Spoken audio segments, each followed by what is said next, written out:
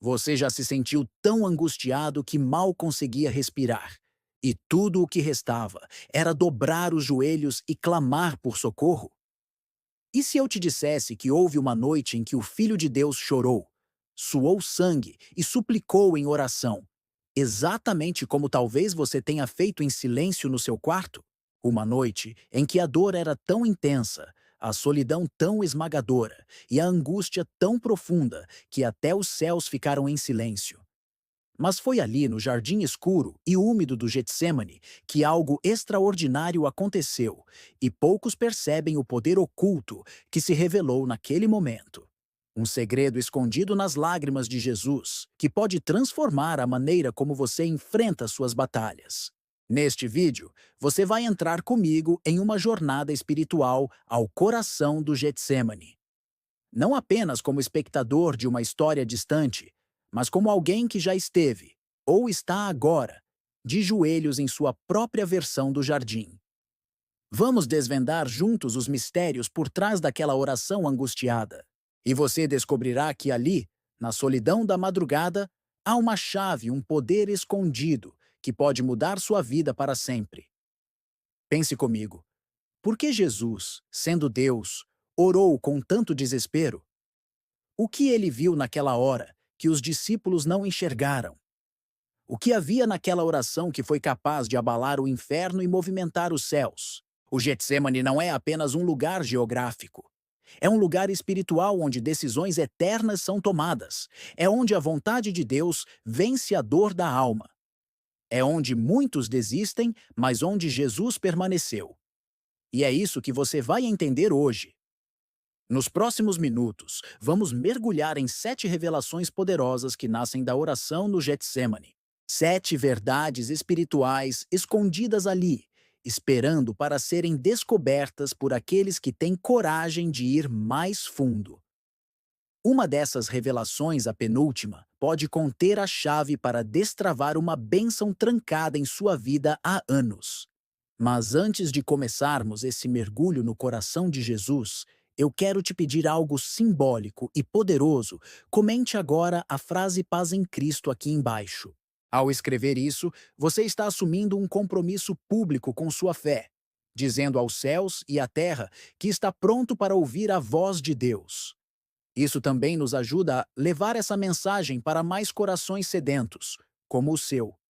Clique no gostei agora. Isso é mais do que um clique. É um ato missionário.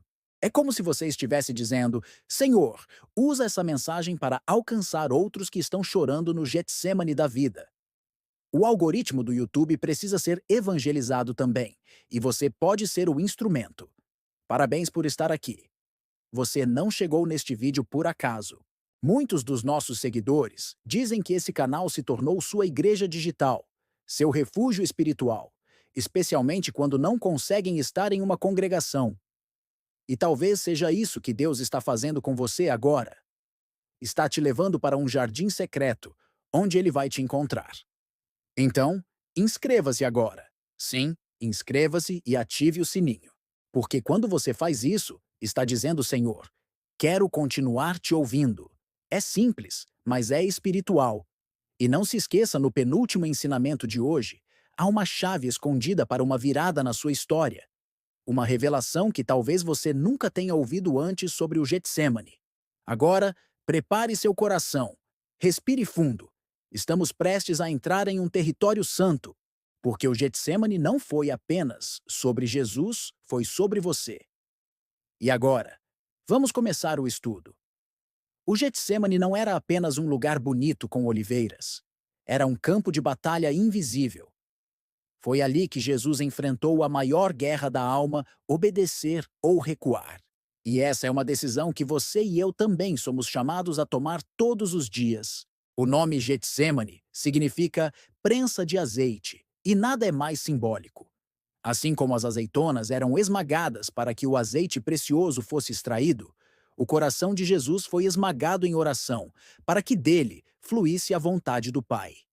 E talvez, sem saber, você esteja agora passando por sua própria prensa e está doendo. Mas Deus só permite que sejamos esmagados quando há algo precioso dentro de nós que precisa ser revelado.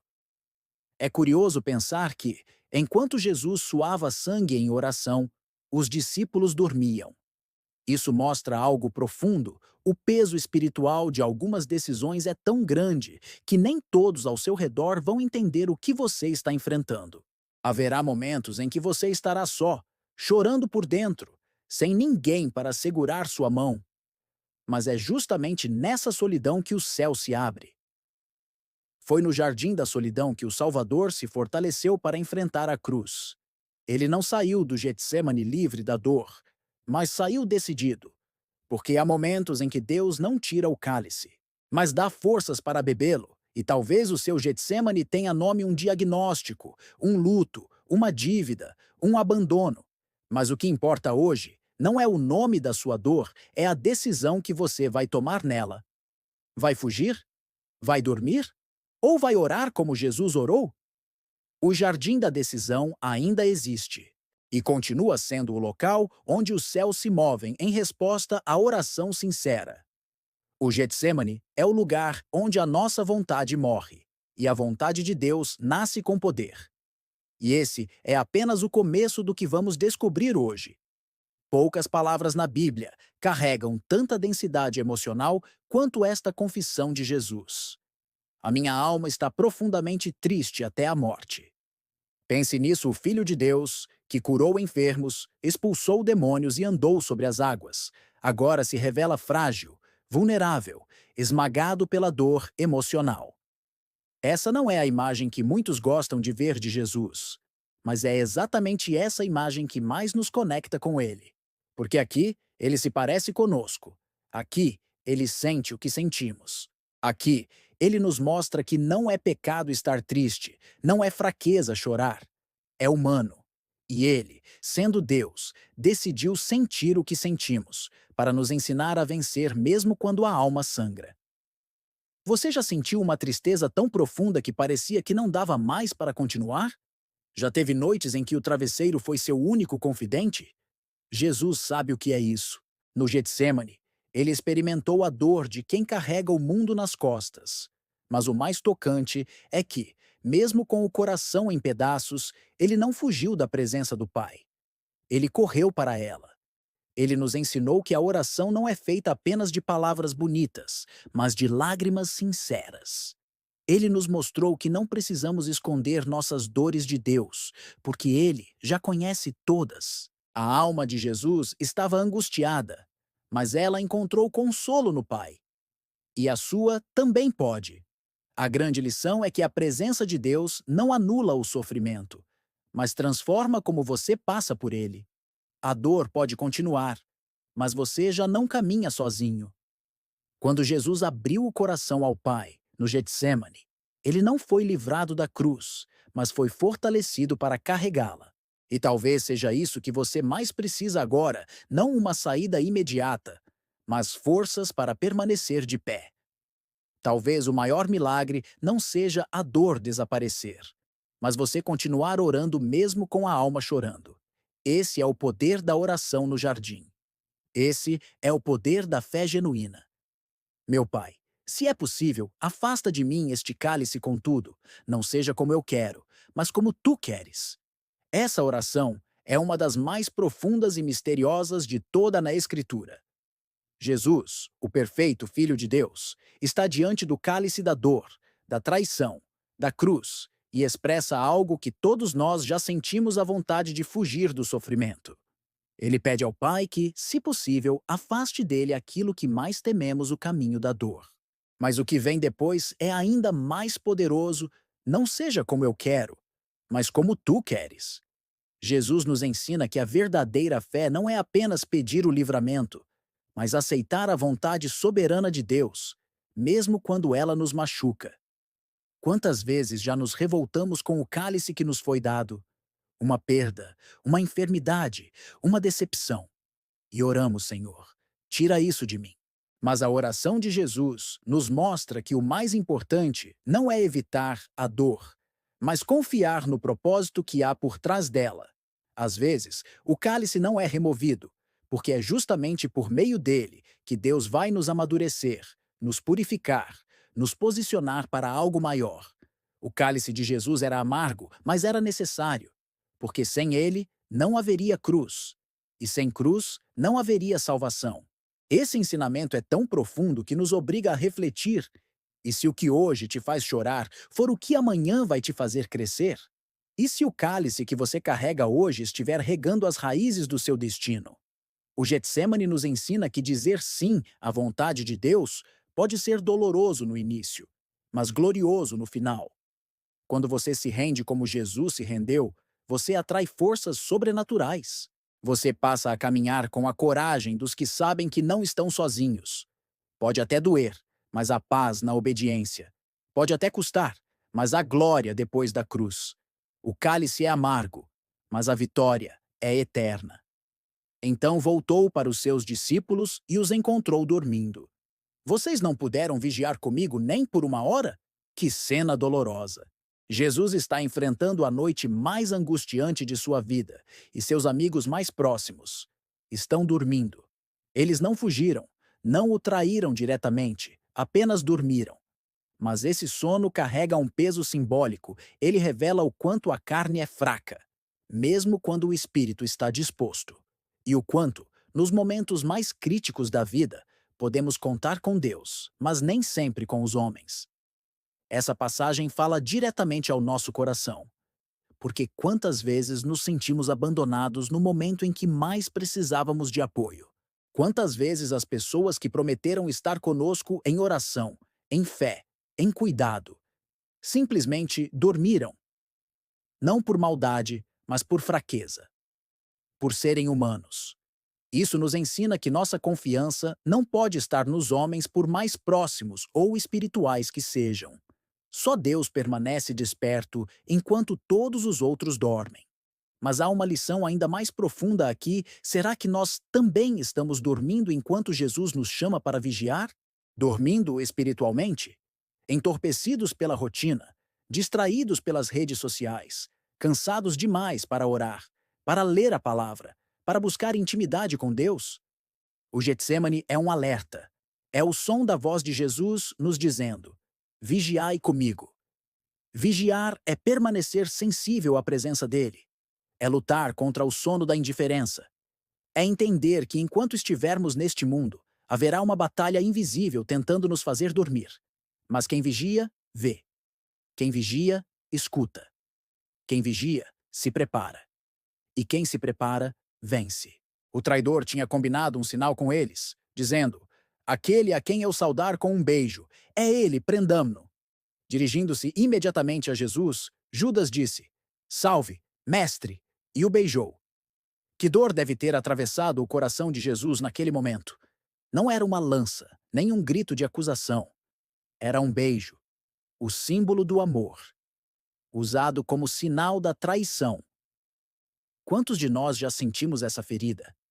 Uma amizade que virou frieza, um eu te amo que veio seguido de abandono, um irmão na fé que nos feriu profundamente. O beijo de Judas nos mostra algo terrivelmente real: a traição nem sempre vem dos inimigos. Muitas vezes, ela vem daqueles que partilham da mesa, dos cultos, da jornada.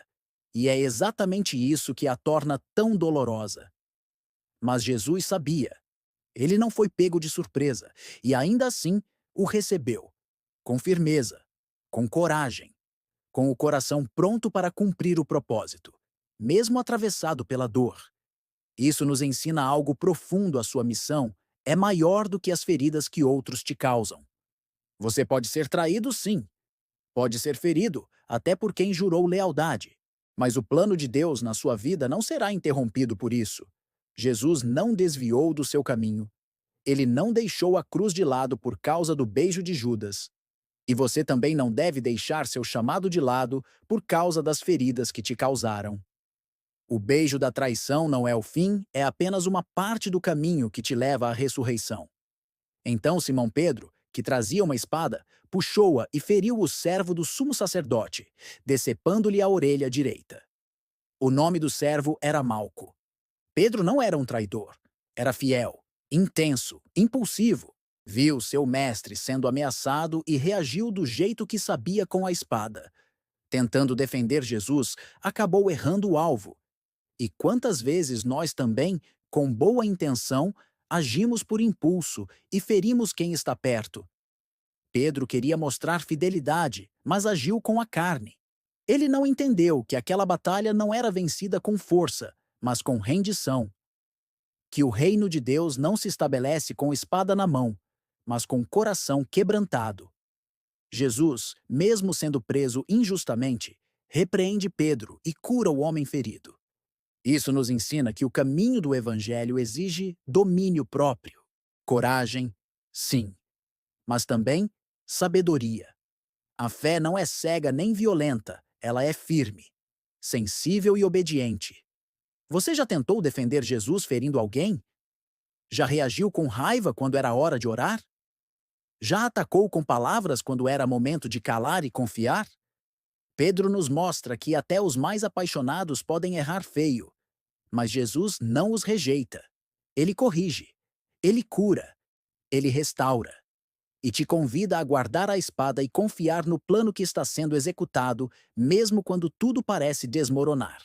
Porque, no fundo, o verdadeiro soldado de Cristo é aquele que aprende a lutar com os joelhos no chão e não com a espada na mão. Mas Jesus permaneceu em silêncio. No auge da injustiça, quando as falsas acusações se multiplicavam e as palavras afiadas cortavam como lanças, Jesus se calou. O Verbo de Deus, aquele que sustentava o universo com a palavra de seu poder, escolheu não dizer nada.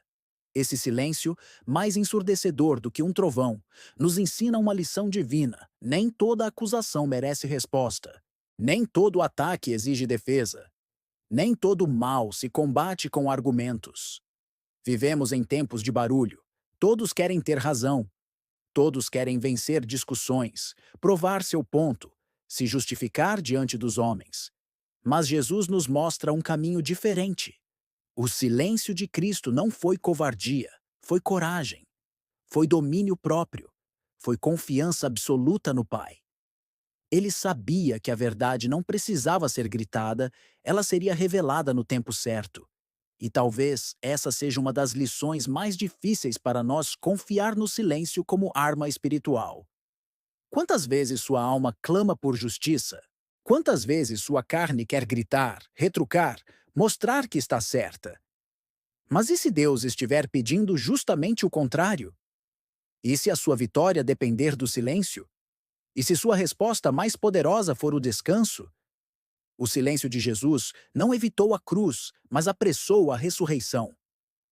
Talvez seu silêncio hoje esteja preparando o palco da sua própria vitória. E aqueles que zombaram, que te acusaram, que distorceram sua verdade, um dia verão o que Deus estava construindo no oculto. Você chegou até aqui? E isso não é pouca coisa. Na verdade, é um sinal. Um sinal de que você tem fome da verdade. Um desejo sincero de ouvir a voz de Deus, mesmo no meio da tempestade. E saiba, pouquíssimos chegam ao final de um vídeo como este. Se você ficou até agora, é porque há um mover do Espírito Santo na sua vida. E talvez, sem perceber, você tenha acabado de dar um passo em direção à sua própria transformação espiritual. Comente agora, aqui embaixo. Mesmo em silêncio, Deus está agindo. Sim, escreva isso como uma declaração de fé. Essa frase é o selo que vai marcar você entre os escolhidos que não desistiram no meio do caminho, que têm sede pela revelação, que entendem que até o silêncio de Deus tem propósito. Quando eu ler seu comentário, vou saber que você está entre os que buscam algo profundo, não superficial. Você está entre os que o Senhor tem chamado para perto. E olha só, há milhares de pessoas que vivem isoladas espiritualmente. Gente que não tem uma igreja por perto, ou que até frequenta, mas não sente conexão. Muitos deles acabam usando esse canal como um abrigo, um alimento, uma direção. Por isso eu te peço, com todo o meu coração, compartilha este vídeo. Você pode estar levando uma resposta de Deus para alguém que está no limite.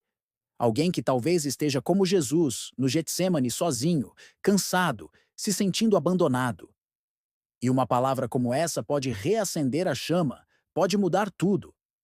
E se você ainda não se inscreveu neste canal, permita-me ser bem direto o que está te impedindo. Você assiste, sente Deus falando, se emociona, mas não se compromete? Sabe o que isso parece? Como alguém que vai ao culto, recebe a palavra e sai antes da oração final. A inscrição neste canal não é um número a mais, é um compromisso com sua fé. É como dizer: eu quero continuar essa jornada. Eu estou aqui, Senhor. E olha, se você já é inscrito, parabéns. Isso mostra que você faz parte de uma geração que não brinca com as coisas espirituais. Que honra! Aperta o botão de gostei. Sim, esse botão não é só sobre algoritmo. Ele é uma ferramenta de evangelismo. Porque quando você clica, o YouTube entende que este conteúdo tem valor e mostra para mais gente. Você já pensou que, com um clique, você pode estar levando a palavra de Deus para alguém que pensava em desistir hoje? Isso não é só um vídeo. É ministério. É missão. Continue assistindo aos nossos vídeos.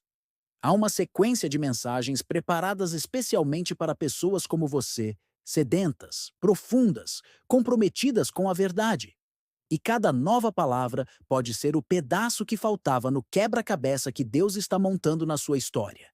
Não pause ainda. Não perca essa conexão. A presença que você sentiu aqui é real e ela continua agindo mesmo depois que o vídeo termina. Mas não vá embora sem agir. Comente a frase: dê o gostei, se inscreva e compartilhe.